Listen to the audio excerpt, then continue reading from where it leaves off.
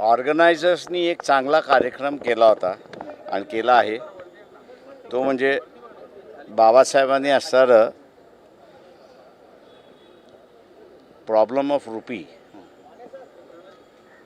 बऱ्याच जणांना ह्याची असणारं जाणीव नसेल की दादाभाई नौरोजी यांनी त्या काळी ब्रिटिशांवरती एक आरोप केला होता की तुम्ही असणारं आम्हाला लुटताय. पण दादाभाई नौरोजींनी त्यावेळेस थिअरॉटिकली मांडणी केली नव्हती. त्याच्या बॅकग्राऊंडवरती आपण असताना पाहिलं तर बाबासाहेबांनी प्रॉब्लेम ऑफ रुपी याच्या माध्यमातून ब्रिटिश भारताला कसं लुटतायत या संदर्भातली त्यांनी असताना मांडणी केली. आणि ती मांडणी करत असताना काय तुम्ही अजूनही पालकत्वाची वाट पाहताय? ओएसिस फर्टिलिटीने आता 90,000 जोडप्यांचं आयुष्य आनंदाने भरलं आहे. आजच कॉल करा 7825893600 वर आणि मिळवा फर्टिलिटी ट्रीटमेंटवर सूट आणि सर्वांना द्या आनंदाची बातमी. त्यांनी भारतातल्या अनेक प्रश्नांच्या संदर्भातला उल्लेख केला, पण त्याच्यापैकी एकाचा उल्लेख केला तो सगळ्यात महत्त्वाचा, आणि तो म्हणजे की रुपयाचं किंमत ही जर स्थिर राहिली तर या देशामधला जो गरीब झालेला आहे किंवा गरीब होत आहे तो त्या ठिकाणी थांबू शकतो आणि त्याची आर्थिक परिस्थिती बदलू जाऊ शकते. अशा रीतीने त्यांनी असणारे काही सजेशन्स केले होते. त्या सगळ्या ह्याच्यामध्ये या पुस्तकाला 100 वर्ष झाली म्हणून असणारा एक कार्यक्रम त्यांनी केला होता. मला निमंत्रण दिलं होतं एक स्पीकर म्हणून मी असणारा यशवंतराव चव्हाण सभागृहामध्ये त्या ठिकाणी उपस्थित आहे. या कार्यक्रमाच्या नंतर असणारा सुप्रिया सुळे यांनी असणारा कॉफी प्यायला बोलवलं. कॉफी प्यायलो. शरद पवारही तिथे होते. आम्ही सगळे मिळून कॉफी प्यायलो. एक 12 जण त्या ठिकाणी होते. त्याच्यामुळे कॉफी शिवाय दुसरं काही झालेलं नाही. गोड होती का की कडू? मी साखर टाकून गोड केली. भविष्यामध्ये असा होता की तुम्हाला जे अपेक्षित आहे ते महाविकास आघाडीमध्ये स्थान मिळावं, त्यावर काही अनुकूल पुढच्या कालावधीमध्ये या घटामोडी. माझं म्हणणं असं आहे की आजच्या याच्यामध्ये काही बोलणार नाही त्या सगळ्या याच्यामध्ये. याचं कारण असं आहे की त्या संदर्भातलं काहीच घडलेलं नाही आणि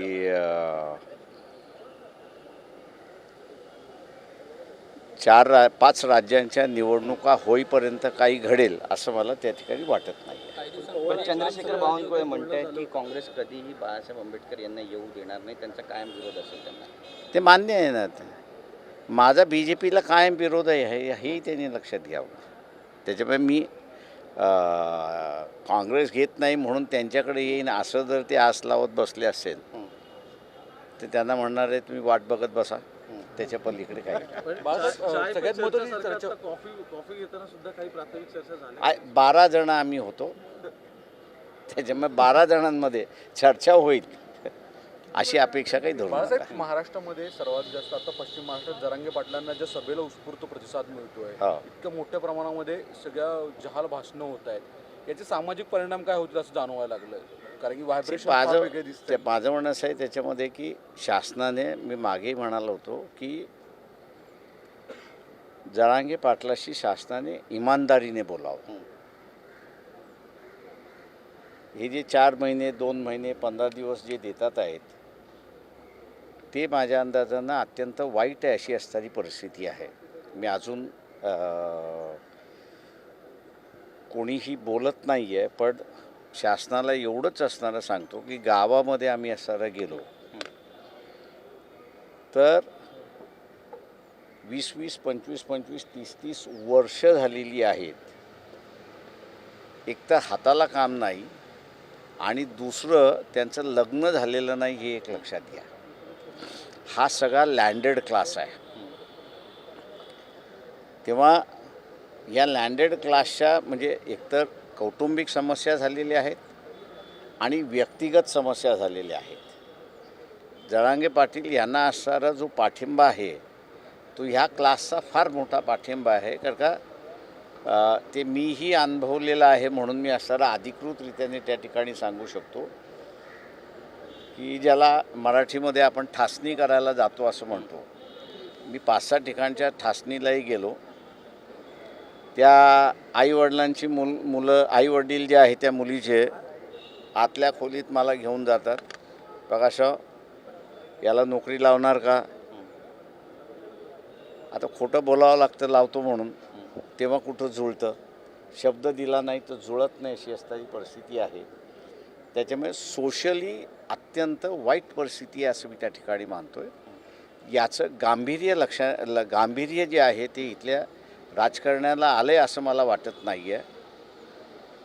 त्यांनी फसवाफसवीचं राजकारण थांबवावं, नाही तर ते त्यांच्यावरती उलटल्याशिवाय राहणार नाही अशी परिस्थिती आहे. याच काळामध्ये जातीय जनगणना व्हावी अशी सुद्धा मागणी होतीये. याच काळामध्ये सगळेच पक्ष मिळून अशी मागणी करतायत की जातनिहाय जनगणना झाली तर कदाचित काहीतरी मार्ग काढता येईल, काहीतरी होऊ शकेल. तुम्हाला काय वाटतं असं ते जनगणना? माझं म्हणणं असं आहे की आरक्षणाचं आणि जातगणना ह्याचा असणारा संबंध नाही. एक जातगणनेतून एकच मला वाटतं बिहारमधनं जे बाहेर पडलं ते म्हणजे की कुठलीही जात ही प्रबळ नाही, एक त्याच्यातलं बाहेर पडलं. दुसरं त्याच्यामध्ये एवढी वर्ष प्लॅनिंग झाल्यानंतर सुद्धा आर्थिक दृष्टिकोनातून बदल झाला नाही. या 2 गोष्टी प्रामुख्याने त्या ठिकाणी बाहेर पडलेल्या आहेत. तेव्हा महाराष्ट्राचं सुद्धा जातगणना झाली तर हे आम्ही जे म्हणत होतो की बा इकॉनॉमिक डिस्पॅरिटी जी आहे ती फार मोठ्या प्रमाणात वाढलेली आहे आणि तिला तुम्हाला ॲड्रेस करणं हे गरजेचं आहे असं त्या ठिकाणी आम्ही मानतो आहे. तेव्हा या दृष्टीने शासनाने मनोज जरांगे पाटील यांच्या निमित्ताने जे वादळ उभं राहिले त्याच्याशी प्रामाणिक राहावं तर ते कंट्रोलेबल राहील. शासन जर प्रामाणिक राहिलं नाही तर त्यांच्यावरतीच उलटेल अशी परिस्थिती आहे. बाळासाहेब, पण प्रश्न उपस्थित होतो की इतक्या मोठ्या सभा होत आहे, इतके नियोजन होतं आहे, हे कोण ना कोणतरी या गोष्टी मागे आहे असं वारंवार जो प्रश्न येतो सुद्धा अदृश्य शक्ती असं. आता मी तुम्हाला त्यांच्या गावातली जी सभा झाली ती मी आपल्याला सांगतो. त्या गावातल्या सभेमध्ये शेतकऱ्याने 150 एकर आपलं शेतामधलं पीक नष्ट करायचा हा गावकऱ्यांचा निर्णय. आता तिथे कोणी म्हणेल त्यांना कॉम्पन्सेशन मिळालं आहे का, दिलं आहे का, तर अजिबात नाही. म्हणजे आमची माहिती आहे नाही. त्या ह्याच्यामध्ये तिथे काही जणांनी हे बरोबर आहे जी येणार आहेत त्यांच्या जेवणाची सोय केली, त्यांच्या राहण्याची सोय केलेली आहे. आता याला तुम्ही अदृश्य म्हणणार असाल तर माझं म्हणणं आहे हे अदृश्य आहेत. पण हे ज्याला आपण म्हणतो ठरून करण्याचा भाग जो येतो तो हा ठरून आहे असं मी मानत नाही. तो उत्स्फूर्तपणे आहे त्या सगळ्या ह्याच्यामध्ये.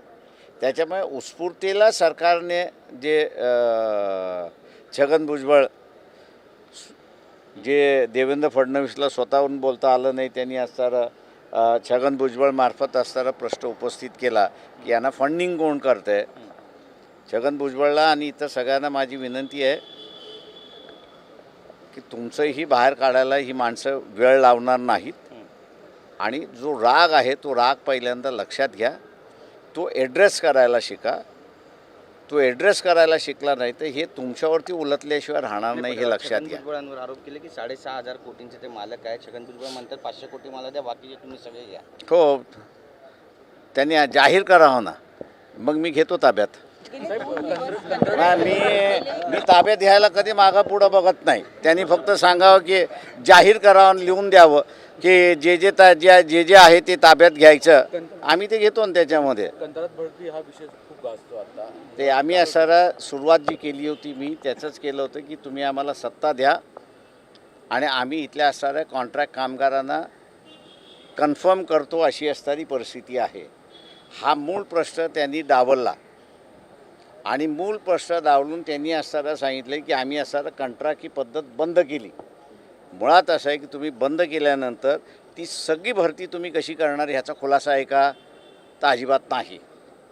हा फक्त असणारा दुळफेक करणारा निर्णय आहे. त्याच्यामध्ये जे कॉन्ट्रॅक्ट कामगार लागलेले आहेत आणि ज्यांना तुम्ही असणारा 3 वर्षांनी एक्सटेन्शन देत आहे, वर्षभराने एक्सटेन्शन करत आहे. मी त्याच्यामध्ये शास्त्राला म्हणतो आहे की ज्यांचे 5 वर्ष झालेत, 10 वर्ष झालेत आणि जे ओव्हरेज झालेत पण कॉन्ट्रॅक्टदार आहेत, त्यांना तुम्ही परमनंट का करत नाही? हा असणारा नुसता फसवा प्रकार आहे. ठिकठिकाणी असणारे मोर्चे निघायला लागलेत, ठिकठिकाणी असणारा यांचे आंदोलन सुरुवात झाली आहेत, आणि म्हणून ती दुळफेक करण्याचं कारण आहे, एवढंच फक्त मी त्या ठिकाणी मानतो. ड्रग्सचा विषय थेट आता उद्धव ठाकरेंपर्यंत शेकला गेला. त्यांचा शाखा प्रमुख, शहर प्रमुख होता, त्यांचे लागेबद्ध होते आणि त्यांच्या विरोधातले मुद्दे मांडले गेले. सुद्धा गृहमंत्र्यांनी या संदर्भात भाष्य केलं. माझ्या अंदाजाने सिलेक्टिव्हली इन्फॉर्मेशन येण्यापेक्षा ती पूर्णपणे इन्फॉर्मेशन यावी असं माझं म्हणणं असं आहे की त्या पाटीलांना नाशिकमधनं पळवलं तर कुठून, हॉस्पिटलमधनं त्यांना कोणी असणारं घेऊन गेलं, ॲडमिट करून घेतलं नाही, सगळ्याच येऊ द्या. नाही, सिलेक्टिव्हली कशाला हे करताय? एकाच वेळेस आपण असणाऱ्या सगळ्या गोष्टी क्लीन करू. बरं, कंत्राट भरतीवर अजित पवार म्हणतायत की अपप्रचार करतायत विरोधक सरकारचा. माझं म्हणणं असं आहे की उपमुख्यमंत्रीपदसुद्धा कॉन्ट्रॅक्टवरती द्यायला सुरुवात केली पाहिजे. म्हणजे मग अपप्रचार आपोआप थांबेल. सर, मधल्या काळात महाविकास आघाडी, इंडिया आघाडी संदर्भात बैठक झाली तुमची शिवसेनेला युती दरम्यान. या दरम्यान शरद पवार यांची भेट नव्हती झाली, मात्र आता किती महिन्यांनी, वर्षांनी तुम्ही शरद पवार ते मध्यंतरीसुद्धा त्यांना ज्यावेळेस कर्नाटकची माहिती पाहिजे होती त्यावेळेस मी इथे येऊन गेलो होतो. ती माहिती त्यांना दिली होती, त्याच्यामुळे असं भेटीचा इश्यू नाही आहे. एवढंच आहे माझं म्हणणं त्याच्यामध्ये की या सगळ्यांना असणारा मोदींनी सरप्राईज घेऊ नये, एवढंच फक्त राहावं.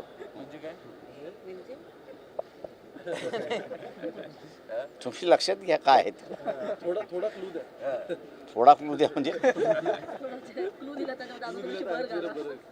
असं आहे की Modi is non for surprises. बरोबर आहे. विधानसभेच्या निवडणुका संपल्यानंतर तो नवीन सरप्राईज देईल, एवढंच फक्त मी आपल्याला सांगतोय. थँक्यू. विधानसभेचं आता आहेत ना, या 5 राज्याच्या विधानसभा मोदींसोबत जाणार. ते मी म्हटलं मोदी सरप्राईज देईल एवढं मी म्हटलं. कोण कोणाबरोबर झाले असं नाही म्हणत आहे मी. असं म्हणाले की मोदी ह्या निवडणुका संपल्या की सरप्राईजेस देईल. महाराष्ट्रासाठी पण सरप्राईज असं देशात